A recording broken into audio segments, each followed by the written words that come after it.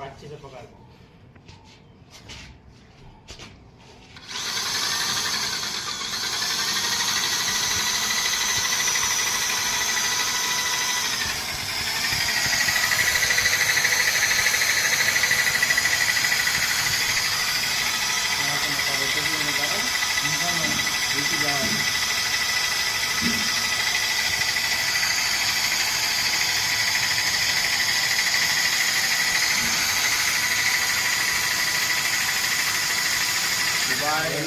बाहर ज्यादा जा रहा है।